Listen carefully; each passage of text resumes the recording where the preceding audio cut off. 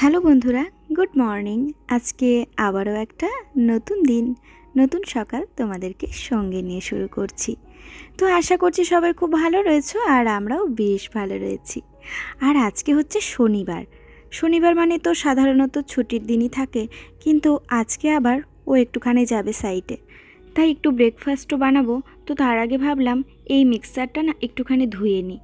বেশ কয়েকদিনই বের করেছি, কিন্তু আর ধোয়া হচ্ছে না। এটা মোটামুটি 1 বছর হয়ে গেল ব্যবহার করিনি। একবার চালিয়ে দেখতে হবে যে এটা চলছে কি না। এই গ্রাইন্ডারটা না ভীষণ ভালো জানো। তো যখন থেকে ওটা নতুনটা নিয়েছি তখন থেকে এটা আর ইউজই হয় না। তাই ভাবলাম জিনিসটা পড়ে রয়েছে আর খুব সহজেই না এটাতে বাটা হয়ে যায়।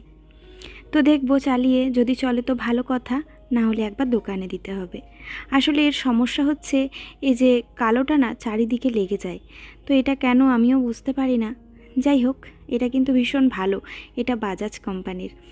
তো এই যে ভাঙা প্লেটগুলো, এগুলো না আমি এই পারপাসে ইউজ করি। এই যেরকম মিক্সার রাখলাম বা কোনো কিছু কৌটো বাটা রেখে দিলাম, এই ধরনের আর কি জিনিসে কাজে লেগে যায়। তো তারপরে ওর বাবা আর কি বললো যে একটু তাড়াতাড়ি করো, আমার গাড়ি চলে এসেছে।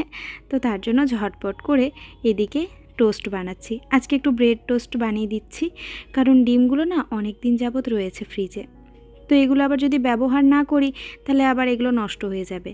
আর ছেলের তো এখন ডিম খাওয়া চলবে না, তার জন্য ছেলেকে লুকিয়ে লুকিয়ে, মানে ছেলে এখন আর কি ঘুমাচ্ছে, তো তার জন্য ভাবলাম যে না, ডিমগুলো উদ্ধার হয়ে যাবে আর এটাও খাওয়া হয়ে যাবে। আর ওকে এখন ডিম না দেওয়াটাই ভালো। তাহলে আরও 1 সপ্তাহ এখন আর ডিম আনাবো না বাড়িতে। তাই ওর বাবাকে বললাম যে 1 প্যাকেট পাউরুটি নিয়ে চলে আসো। তো দুজনের জন্য, ওর জন্য 3টে আর আমার জন্য 2টো। 3টে ডিম ছিল, তাতে 5টা পাউরুটি সুন্দরভাবে হয়ে গেল। আর এইভাবে না টোস্টটা বানালে তেলটা অনেকটা কম লাগে। আর যদি একদম ডিমে চুবিয়ে চুবিয়ে টোস্ট বানাই তাহলে প্রচুর তেল টেনে নেয়। তো ব্যাস, তারপরে একটুখানি চা বানিয়ে নিচ্ছি। ও বেরিয়ে যাবে আর চাটা খেলে আমারও কাজের এনার্জি আসবে। আমারও বেশ কিছু কাজ রয়েছে, আর যেহেতু শনিবার তো ভেবেছি অনেক কয়েকটা কাজই আর কি সারবো আর কি। আর ছেলে যেহেতু ঘুমাচ্ছে, তো নিশ্চিন্তে এখন কাজগুলো হবে।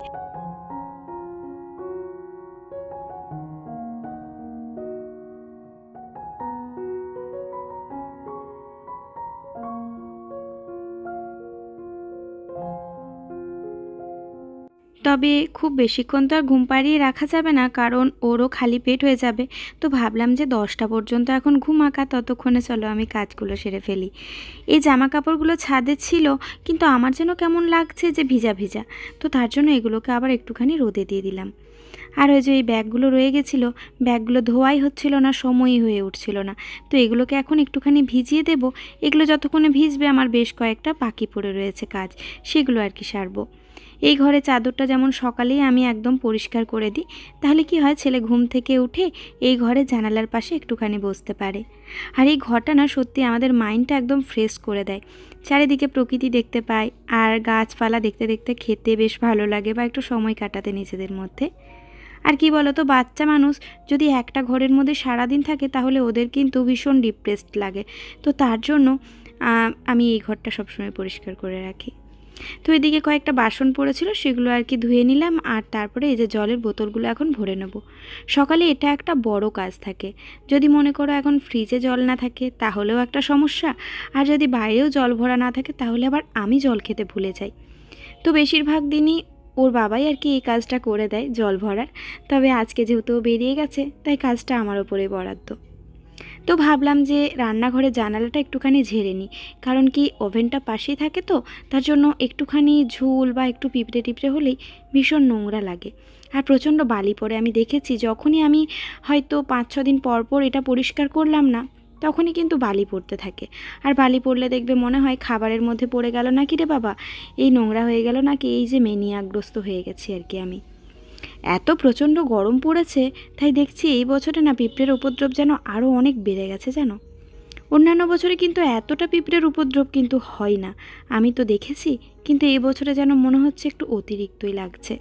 আসলে একটা দিনও বৃষ্টি হয়নি, তো তার জন্য গরমে চোটে সমস্ত জীবজন্তু মাটির তলার থেকে একদম উপরে উঠে চলে আসছে।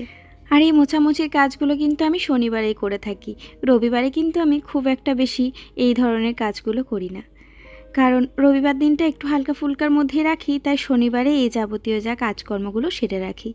তারপর ওর বাবা যদি বাড়িতে থাকে তাহলে ভারী যে সমস্ত কাজকর্মগুলো থাকে সেগুলো দুজনে মিলে সেরে ফেলি। যেদিনই রান্নাঘরটা পরিষ্কার করি চেষ্টা করি যে রান্নার আগে সেটা সেরে ফেলার, তাহলে কি হয় রান্নার আগে সমস্তটা পরিষ্কার পরিচ্ছন্ন হয়ে যায় আর দেখবে তখন রান্না করতেও বেশ ভালো লাগে। তার জন্যই আর কি এই রান্নাঘর পরিষ্কার করার পরে ওভেনটাও আমি সুন্দর করে মুছে নিচ্ছি। তাহলে যখন রান্না করব তখন আর নিজের একটা অস্বস্তি হবে না, আর নয়তো নিজেরই একটা কেমন হতে থাকে যে ধুর বাবা এখনও পর্যন্ত পরিষ্কার করতে হবে, এই রান্নাটা করে ওই ঘরে রাখতে হবে, এই যে ব্যাপারটা থেকে যায়। আর এই যে ফুলদানিগুলো আমার থাকে জানালায়, তো এটা তেল চিট পড়ে প্রচণ্ড, কারণ ওই দিকেই তেলটা যায়, তো তার জন্য একদমই নোংরা হয়ে গেছে। তো আমি ভাবলাম যে ফুলগুলো যদি তোলা যায় তাহলে তুলেই পরিষ্কার করব, কিন্তু দেখলাম যে না, সিমেন্টের সাথে একদম টাইটভাবে চিটে আছে। এগুলো অবশ্য মিশোর থেকে নিয়েছিলাম, ওই 200 টাকার মধ্যে মনে হচ্ছে 4টে দিয়েছিল। তো বেশ ভালো, কিন্তু অনলাইনের এই জিনিসগুলো আমার ভীষণ ভালো লাগে। ঘর সাজানোর ক্ষেত্রে আমার মনে হয় দোকানের থেকে অনলাইনটাই বেস্ট, মানে আমাদের বাঁকুড়াতে তো সেটাই আর কি, এত একটা ঘর সাজানোর জিনিস অ্যাভেলেবেল নেই। তো এটাকে আমি এখন একটুখানি ভিনিগার আর অল্প একটু করে সাবানের গুঁড়ি দিয়ে ভিজিয়ে দিলাম। তো এই ক্ষেত্রে না তোমরা চাইলে কিন্তু ভিম লিকুইডটাও ইউজ করতে পারো, এটাতেও কিন্তু ভীষণ ভালো পরিষ্কার হয়, যেহেতু এই যে লেবুর ফ্লেভারটা রয়েছে তার জন্যই। এই জানালাগুলোতে না প্রচণ্ড পরিমাণে ধুলো পড়ে যায়, ছোট ছোট মাকড়সায় বাচ্চা দিয়ে দেয়। আমি সেটাই বলছিলাম যে কোয়ার্টারটাতে না একদম চিড়িয়াখানা হয়ে গেছে, কি নেই বলতে পারো, সমস্ত কিছু আছে, মাকড়সা পিঁপড়ে বলো, তারপরে ডগি তো প্রচুর আছে নিচে, এছাড়া ওইখানে মানে গরু ছাগল সব কিছু ঢুকে যাচ্ছে।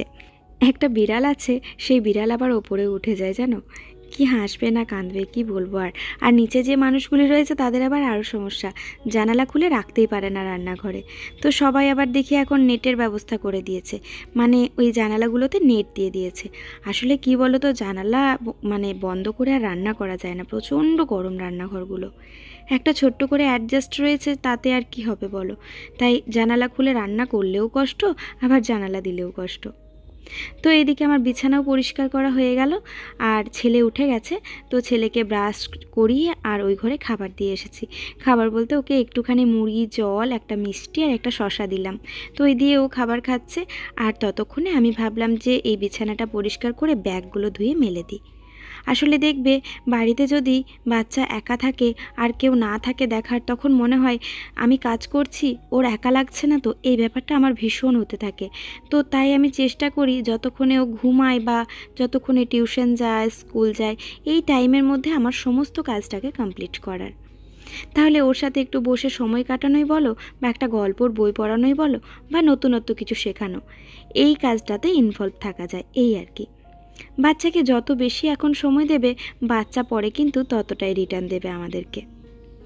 তো এদিকে ব্যাগগুলো সমস্ত ধুয়ে মেলে দিলাম, আর এখন দেখছি সব নীল হয়ে গেছে, আমি নাইটিও পরে আছি ব্লু কালারের আর সমস্তটাই নীল।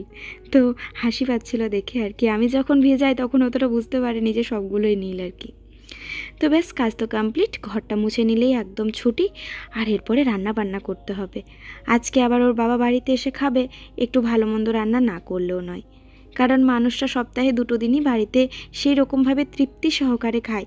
তো চেষ্টা করি যে সেই দিনগুলো একটুখানি ভালো মন্দ কিছু রান্না করার। তবে এখন যেহেতু ছেলের শরীরটা খারাপ, তো সেরকম একটা ভালো মন্দ তো কিছু করতেও পারবো না, আর প্রচণ্ড পরিমাণে গরম, তার মধ্যে থেকেও এই যে চেষ্টা করেছি একটুখানি করার। এদিকে করেছি একটুখানি কুঁদরি পোস্ত, আমি কিন্তু স্নান সেরে তারপরে রান্না করেছি আজকে। আর কুঁদরি পোস্তটা খেতে ভীষণ ভালোবাসে আমার ছেলে, আমার হাজবেন্ড সবাই ভালোবাসে, আমিও ভালোবাসি।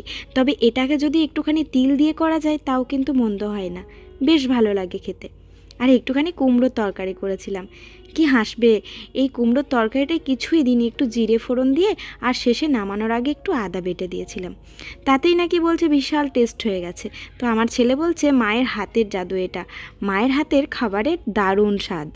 আর এদিকে একটু পেঁয়াজ দিয়ে মুসুর ডাল করেছিলাম। মাছ ছিল ফ্রিজে, ভাবলাম যে সর্ষে দিয়ে একটু করি তাহলে মাছটা। তারপরে দেখছি যা গরম লাগছে আর আমি রান্নাঘরে দাঁড়াতে পারছি না, আর স্নান করার পরে রান্না করলে দেখবে আরও বেশি গরম লাগে। তো তাই মাছটাকে আমি ভাজা রেখে দিয়েছি। আর ছেলেকে বললাম বাবা একটুখানি রায়তা বানানা, ও একটু কাজেও ইনভলভ থাকবে আর টিভিটা ফোনটাও একটু কম দেখবে। তো ওই কাজটা মোটামুটি 15 মিনিট ধরে করলো, আর তারপরে আমাকে বলল যে মা একটা ভিডিও নাও। তো ওকে আমি এই যে রায়তা বানাতে দিয়েছিলাম, সমস্ত মশলা টশলা দিয়ে ও এখন সুন্দর গুলতে থাকছে। দইয়ের একটা বিটসও থাকবে না, এমনভাবে রায়তা গুলবে। আর ওর বাবা কাটলো স্যালাড। তো ব্যাস, চলো খাওয়া দাওয়া করে নিই।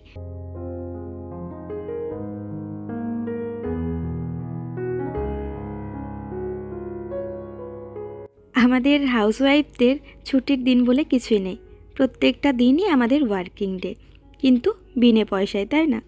তো যাই হোক, একটু মজা করলাম আর কি। আসলে দেখবি এটা আমাদের অভ্যেস হয়ে যায়, আর একটা দিন যদি আমরা কাজের থেকে বিরত থাকি তাহলে যেন মন কেমন করতে থাকে। তো তখন বুঝতে পারি না, যখন কাজ করি তখন মনে হয় দূর, দুটো দিন একটুখানি রেস্ট নিলেই বোধহয় বেশি ভালো হতো। কিন্তু না, যখন আবার দেখবে একটু বসে থাকবে তখন আবার নিজেরই বিরক্তি চলে আসে। আসলে এটাই আমাদের অভ্যেস, আমরা এটা করতেই বেশি পছন্দ করি, আর তার জন্য সেই জিনিসটাকে মিস করি। তো বিকেলে যেইটুকুনি কাজকর্ম ছিল সেরে নিয়েছি, কাপড় জামাগুলোও গুছিয়ে নিয়েছি, আর ওইদিকে বাসনগুলো রেখে দিয়েছি। এরপরে চলো একটুখানি বেরোবো। এই শাড়িটা পুজোতে নিয়েছি, আর তার নিচেরটা নিয়েছি একটা মেলা বসেছিল বাঁকুড়ায়, খাদি মেলা, তো সেখান থেকে।